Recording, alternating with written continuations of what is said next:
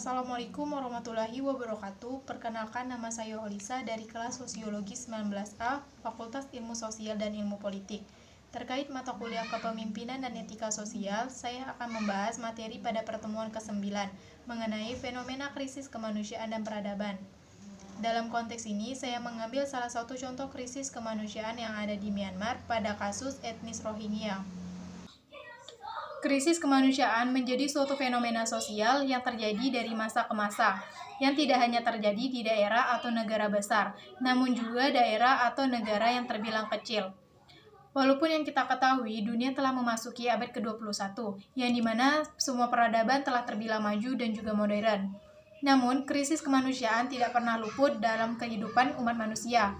Krisis kemanusiaan merupakan suatu kondisi yang dimana hak-hak sebagai manusia tidak terpenuhi, seperti hak dasar mereka sebagai manusia, di mana haknya untuk hidup, serta hak dasar lainnya seperti hak memperoleh kehidupan dengan rasa yang aman, dan juga hak mereka untuk memperoleh keadilan, baik itu di lingkungan masyarakat atau juga keadilan mereka sebagai warga negara. Dari semua hak tersebut, tidak bisa mereka dapatkan, baik itu sebagai masyarakat ataupun juga sebagai warga negara. Sebuah krisis kemanusiaan atau bencana kemanusiaan didefinisikan sebagai peristiwa tunggal atau serangkaian peristiwa yang mengancam dalam hal kesehatan, keselamatan, atau kesejahteraan dari masyarakat atau kelompok besar manusia. Krisis kemanusiaan dapat berupa bencana alam, bencana buatan manusia, dan keadaan darurat yang kompleks. Dalam hal ini, keadaan darurat yang kompleks terjadi sebagai akibat dari beberapa faktor atau peristiwa yang mengalami atau menghalangi sekelompok besar orang untuk mengakses kebutuhan pokok atau kebutuhan dasar mereka, seperti makanan, air bersih, atau tempat tinggal yang aman. Krisis kemanusiaan yang melanda umat manusia disebabkan oleh konflik yang ada di lingkungan atau daerah tempat mereka hidup. Konflik tersebut disebabkan oleh berbagai perbedaan di antara kelompok-kelompok di dalam masyarakat, seperti perbedaan ras, etnis, dan juga bahkan perbedaan agama serta kepercayaan yang mereka anut. Padahal, jika kita ketahui, setiap manusia pastinya memiliki perbedaan. Namun, jika kita melihat suatu perbedaan tersebut sebagai suatu masalah, maka hal tersebut akan menimbulkan suatu konflik di dalam kehidupan manusia, baik itu dalam jangka waktu yang singkat atau bahkan dalam jangka waktu yang sangat lama. Maka, bagi setiap manusia yang dimana kita memiliki akal dan juga pikiran, seharusnya kita menetapkan atau menerapkan nilai-nilai etika sosial di dalam kehidupan bermasyarakat, sehingga suatu perbedaan yang muncul dalam kehidupan sosial tidak akan menimbulkan suatu konflik. Namun, dengan adanya penerapan nilai-nilai etika serta moral, kita mampu menjaga dan menghargai perbedaan tersebut sebagai suatu keunikan yang akan menimbulkan rasa solidaritas dan sikap saling menghargai di antara kelompok-kelompok yang ada di dalam masyarakat. Namun, krisis kemanusiaan terus saja terjadi di dalam kehidupan manusia, seperti halnya krisis kemanusiaan yang saat ini terjadi di negara Myanmar. Hal ini dikarenakan perbedaan antara kedua umat beragama yang saling berbeda keyakinan antara umat Muslim Rohingya dan umat Buddha Rakhine. Myanmar merupakan negara yang kaya akan keberagaman etnis. Tercatat sebanyak 135 etnis berada di Myanmar, sehingga hal tersebut memiliki dampak positif, yang dimana Myanmar kaya akan budaya. Namun, di balik itu semua, dengan keberagaman etnis dan budaya Myanmar sangat rentan terhadap konflik antar etnis. Salah satunya, konflik yang saat ini terjadi, yakni konflik antara etnis Rohingya dengan etnis Buddha Rakhine. Konflik ini terjadi karena adanya dominasi kelompok yang menguasai suatu daerah atau tempat tinggal, sehingga menimbulkan kerugian bagi kelompok minoritas, seperti krisis kemanusiaan dan juga diskriminasi. Rohingya merupakan salah satu etnis yang mayoritas masyarakatnya Muslim, yang hidup di Myanmar sejak abad ke-7 Masehi, yang dimana mereka mendirikan sebuah kerajaan yang kita kenal dengan nama Kerajaan Muslim Arakan, sejak tahun 1430 Masehi. Sebaliknya, etnis Buddha Rakhine merupakan kelompok dominan di daerah tersebut, sehingga menjadikan etnis Muslim Rohingya yang sebagai kelompok minoritas mendapatkan perlakuan yang tidak enak, seperti diskriminasi dan juga adanya tindakan tidak kemanusiaan yang mereka terima. Hal ini juga dipicu oleh pemerintah atau kepala negara Myanmar, di mana pemerintah mengeluarkan kebijakan pada tahun 1982 yang di dalamnya terdapat kebijakan mengeluarkan Rohingya dan beberapa etnis minoritas dari daftar etnis asli Myanmar. Padahal yang kita ketahui bahwa etnis Rohingya sudah hidup dan sudah ada sejak abad ke-7 Masehi di Myanmar. Sehingga dengan kebijakan tersebut, pemerintah Myanmar mengatakan bahwa etnis Rohingya merupakan masyarakat imigran yang berasal dari Bangladesh, sehingga tidak berhak atas kewarganegaraan Myanmar. Sehingga etnis Rohingya yang ada di Myanmar mendapatkan perlakuan diskriminasi baik itu dari pemerintah atau juga masyarakat. Hal ini juga dilakukan untuk pembersihan etnis minoritas yang ada di Myanmar. Kejahatan kemanusiaan dan diskriminasi terhadap etnis Rohingya terus terjadi, dan terdapat pula kasus yang membuat krisis kemanusiaan yang terjadi lebih panas. Pada saat Rohingya di mana adanya tuduhan bahwa warga dari umat Buddha perempuan telah diperkosa oleh etnis Rohingya, yang kemudian dilakukanlah sebuah pemberontakan yang mengakibatkan puluhan warga etnis Rohingya tewas terbunuh. Selain itu, dari pemberontakan tersebut membuat etnis Rohingya kehilangan tempat tinggal mereka karena telah habis terbakar dan juga dirusak pada saat proses pemberontakan. Kejadian tersebut juga memicu munculnya kekerasan massal berupa pembunuhan dan juga penyiksaan terhadap umat etnis Rohingya. Dengan adanya kejadian pemberontakan tersebut, membuat Myanmar menetapkan kondisi darurat militer pada Juni 2012 dengan mengirim pasukan bersenjata barat ke bagian Rakhine, yang membuat keterpurukan kehidupan masyarakat etnis Rohingya, di mana tentara pemerintah Myanmar melakukan penembakan terhadap umat Muslim Rohingya karena mereka menganggap atau mereka dianggap sebagai imigran dari negara Bangladesh. Sehingga para aparat keamanan Myanmar melakukan kejahatan kemanusiaan seperti pembunuhan, penyiksaan, pemerkosaan, dan penangkapan massal kepada masyarakat Rohingya. Dan pada tanggal 9 Oktober 2016 yang lalu, Rohingya terlibat pertikaian dengan prajurit penjaga perbatasan Myanmar, di mana pada saat itu sekitar 100 orang tewas terbunuh, sekitar ratusan orang ditahan di penjara, dan sekitar 150.000 orang pengungsi dibiarkan tanpa makanan dan juga obat-obatan. Selain itu, masyarakat perempuan Rohingya diperkosa dan selain itu tempat tinggal mereka rata dengan tanah, sehingga dari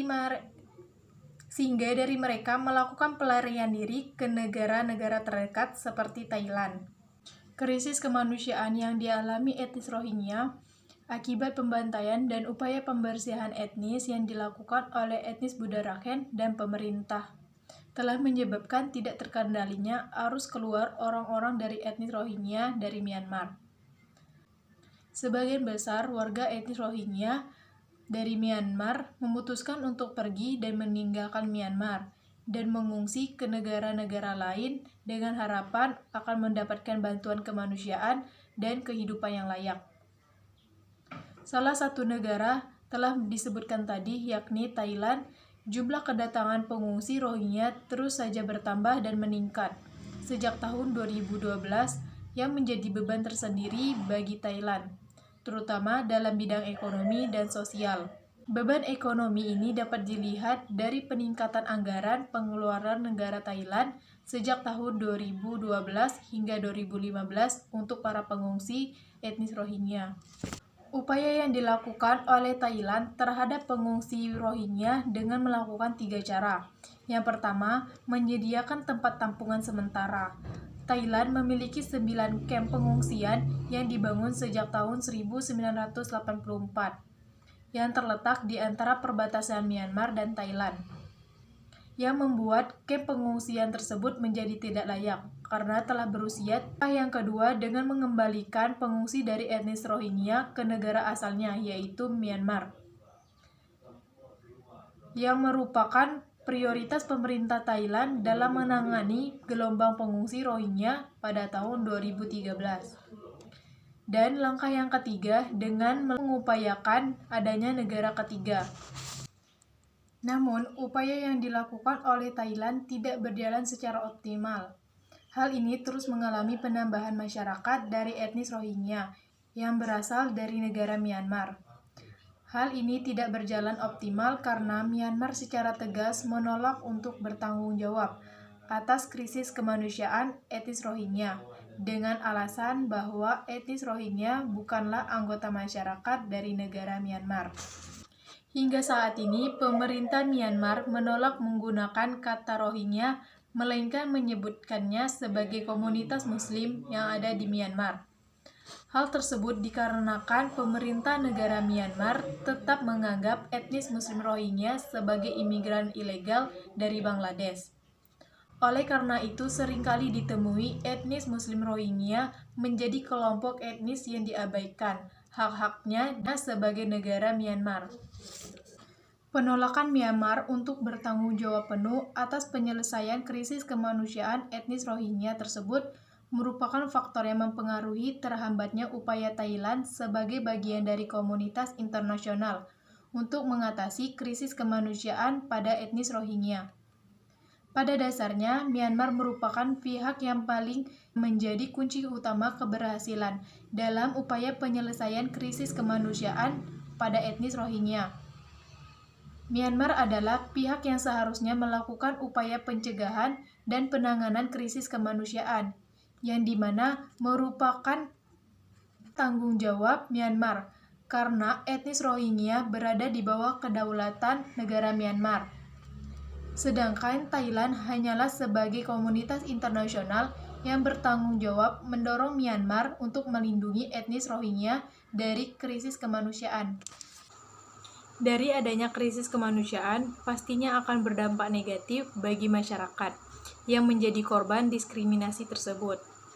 Salah satu dampak negatif dari krisis kemanusiaan yakni kepada kesehatan mental masyarakat, di mana dari adanya diskriminasi dan penganiayaan tersebut pastinya menimbulkan kekhawatiran, baik itu dalam tingkat kecemasan yang ringan atau bahkan tingkat kecemasan yang sangat tinggi.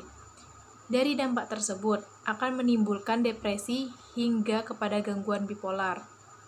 Dampak kesehatan mental akut seperti kecemasan akut. Kecemasan akut ini dampak mempengaruhi terhadap kapasitas pemulihan populasi dalam membangun kembali rasa aman setelah krisis. Dari sini bisa kita lihat bahwa sudah lama masyarakat etnis Muslim Rohingya hidup dalam keadaan krisis kemanusiaan, di mana kondisi ini sangat bertolak belakang dengan hak mereka sebagai manusia atau melanggar hak asasi manusia atau disebut dengan HAM. Seperti pemerkosaan, pembunuhan, penganiayaan, serta kesulitan untuk bertahan hidup. Tindakan tersebut sangat berkaitan erat dengan konsep hak asasi manusia yang diperoleh oleh masyarakat minoritas etnis Rohingya. Padahal hak tersebut harusnya mereka terima tanpa diminta, karena sejatinya hak asasi mereka tidak bisa dibagi atau dicabut, karena hak asasi manusia sudah ada sejak mereka dilahirkan di dunia. Pelanggaran ini dapat berupa fisik dan juga non-fisik.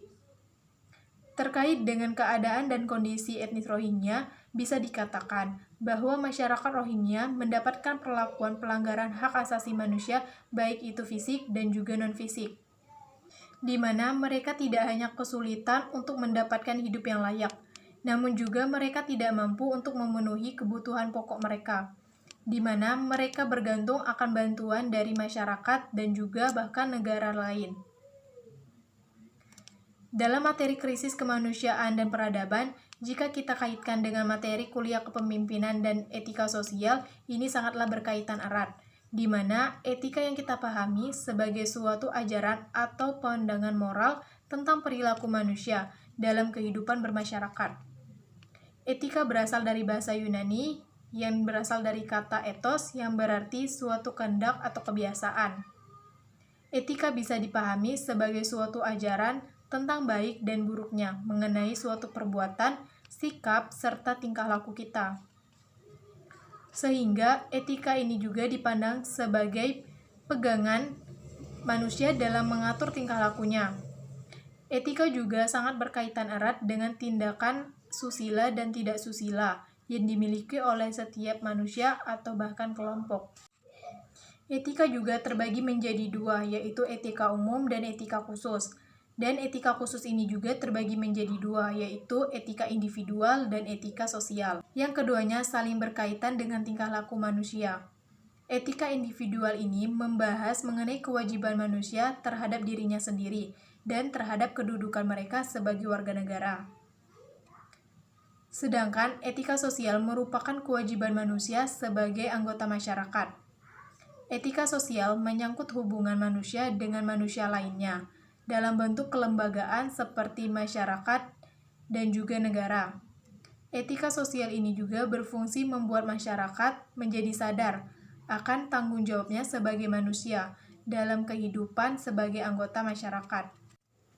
Kesadaran akan etika ini sangat penting dalam kehidupan bermasyarakat, terutama kesadaran etika oleh pemimpin negara, yang dimana sebagai pembawa perubahan dalam tatanan kehidupan bermasyarakat.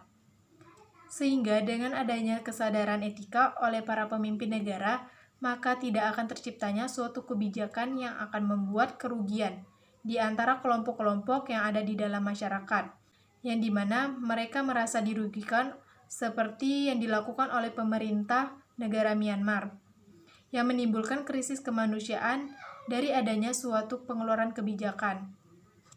Namun, pada kenyataannya, dalam praktek kehidupan manusia, etika kadang hanya dijadikan sebagai teori, namun tidak dipraktikkan dalam kehidupan, baik itu dilakukan oleh pemerintah negara dan juga anggota masyarakatnya. Mereka sebenarnya tahu bahwa tindakan dan perilaku mereka tidak sesuai dengan etika sosial yang ada. Namun, dengan adanya kebutuhan dan kesempatan mereka mengabaikan etika sosial yang ada, seperti tindakan korupsi yang dilakukan oleh pemimpin negara, dan juga tindakan pencurian dan penipuan oleh kalangan masyarakatnya. Ditambah lagi dengan adanya kemajuan teknologi dan informasi, dengan berkembangnya arus globalisasi, segala informasi baik itu benar ataupun salah sudah menjadi makanan masyarakat. Sehingga dari adanya arus globalisasi, selain berdampak positif, pastinya memberikan dampak negatif bagi masyarakat, sehingga menimbulkan berbagai krisis di dalam masyarakat, seperti krisis kemanusiaan, krisis ekonomi, dan sebagainya, yang berdampak kepada masyarakat seperti kelaparan, pengangguran, penindasan, pembunuhan, dan masih banyak lagi. Proses peradaban menempatkan manusia sebagai pencipta yang memiliki kuasa besar terhadap hidup dan kehidupannya, yang kemudian berorientasi kepada paham egois. Sikap egois merupakan sikap individual dan tidak memperdulikan manusia lainnya, sehingga hal tersebut menghalangi manusia menjadi manusia sejati atau manusia kemanusiaan. Maka dalam materi krisis kemanusiaan ini, kita harus mengembangkan dan memajukan kesadaran akan etika, sehingga suatu perbedaan yang ada di dalam masyarakat tidak menimbulkan konflik, namun membuat perbedaan tersebut menciptakan keteguhan dan sikap saling mengasihi dan menghargai, dengan mengembangkan sikap respek terhadap sesama manusia. Maka dengan kesadaran akan etika akan menciptakan kehidupan yang damai, tenang, dan bebas tanpa menghilangkan sikap kemanusiaan. Jadi bisa disimpulkan bahwa krisis kemanusiaan merupakan pangkal dari krisis etika dari setiap individu atau manusia.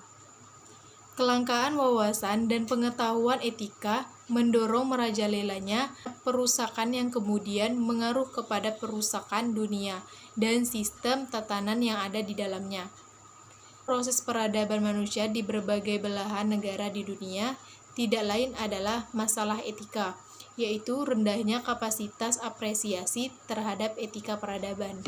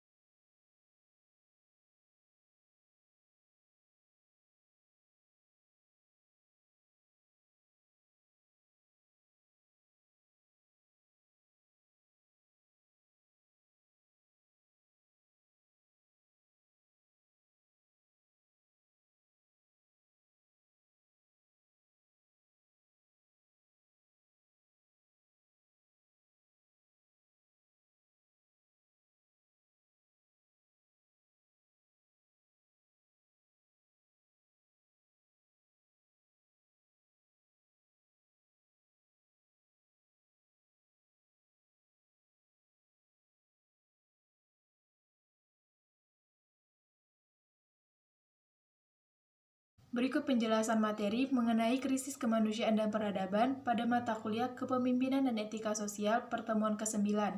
Apabila terdapat kata-kata yang kurang berkenan, saya mohon maaf dan terima kasih. Wabillahi taufiq wal hidayah. Wassalamualaikum warahmatullahi wabarakatuh.